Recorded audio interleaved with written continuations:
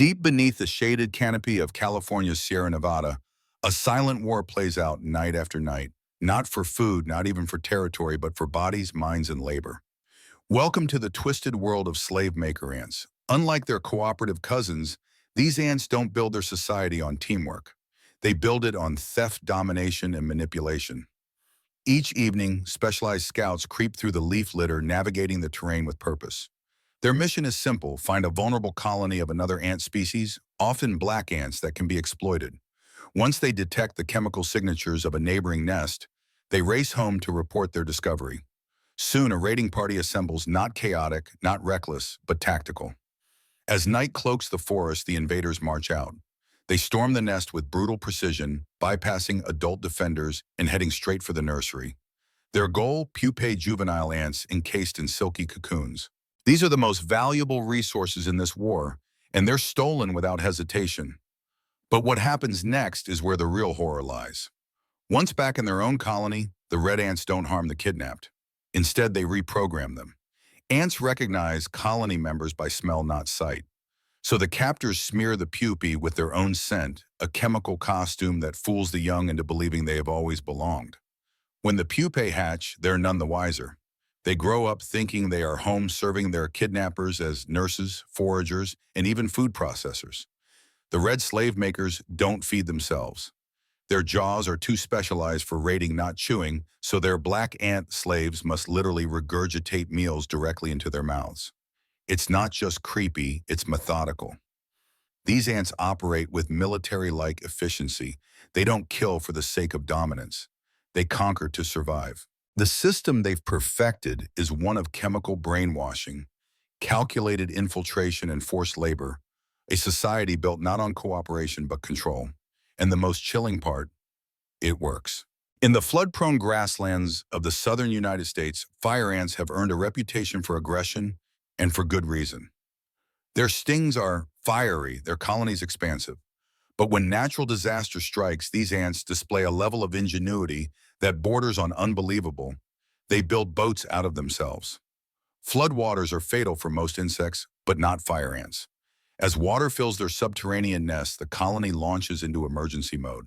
The mission is save the queen, the brood, and themselves at all costs. First, workers rush to collect the larvae and pupae, the most vulnerable members of the nest. But instead of placing them on top of the escape raft where it's dry, the ants do something shocking. They put the babies on the bottom. At first glance, this appears callous, even cruel. But biology tells another story. The larvae are covered in tiny, dense hairs that trap air. When bundled together, they form natural flotation devices, turning the base of the raft into a breathable, buoyant layer. The entire structure, a writhing, living vessel, is held together by ants linking their legs and jaws in a chain-like mesh. This raft is more than a means of escape. It's a warship. During floods, fire ants become hyper-defensive. They'll sting anything that touches the raft, injecting potent venom in higher doses than usual. Even humans wading through floodwaters are at risk of getting attacked by the floating colony. These living rafts can stay afloat for up to 2 weeks, drifting wherever the current takes them. When they finally reach dry ground, the ants disembark and rebuild quickly, efficiently, and without hesitation. It's a marvel of biological engineering and a testament to the power of adaptability. For fire ants, survival is not about avoiding disaster. It's about outsmarting it. Beneath the scorched soils of the American Southwest and northern Mexico honeypot, ants have crafted one of the most unusual food storage systems in the animal kingdom. Here, amid endless drought and scarcity, survival depends not on storing food in cells or chambers, but in bodies. Repletes, the chosen few, are living storage tanks. Handpicked as larvae for their size and potential, they are slowly fed by their sisters until their abdomens swell with nectar, sugars, and vital fluids. Suspended from the ceilings of the nest chambers, these swollen ants hang motionless, shimmering like golden grapes.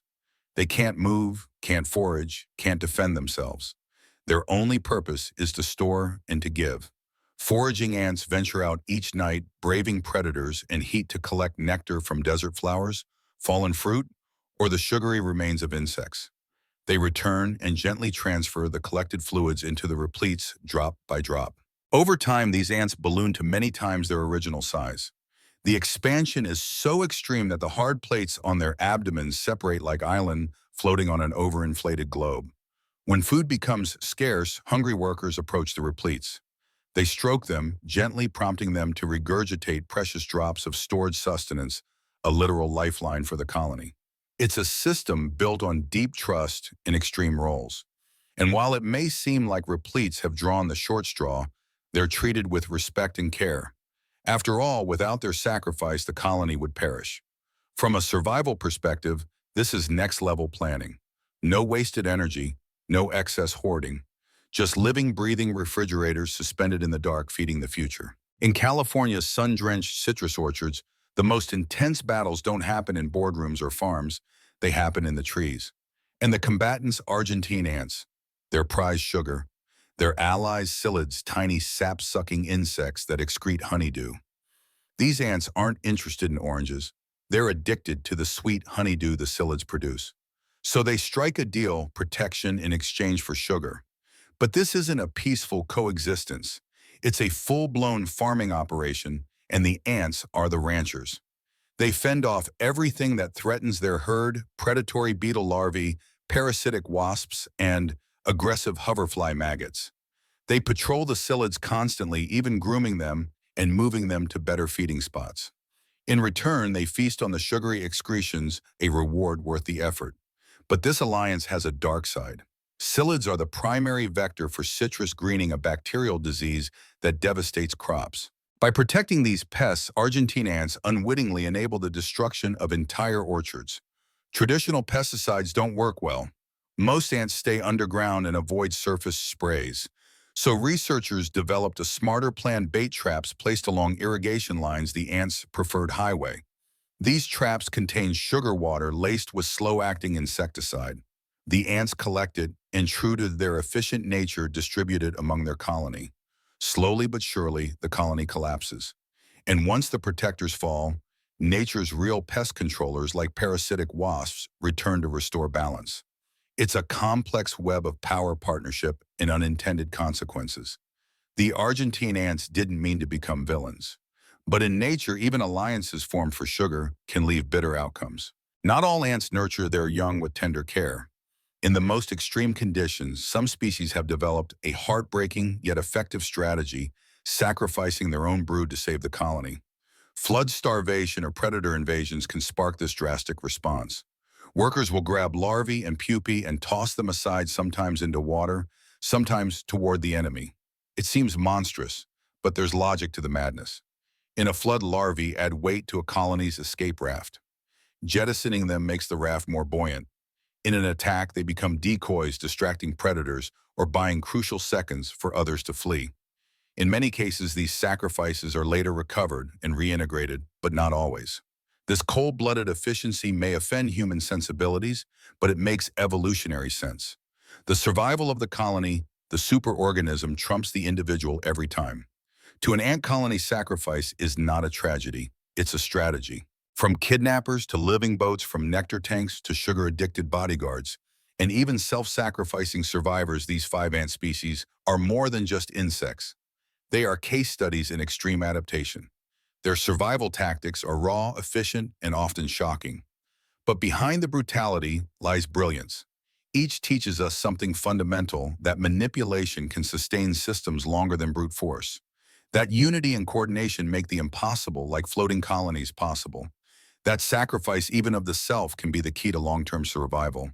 That symbiosis can be a double-edged sword.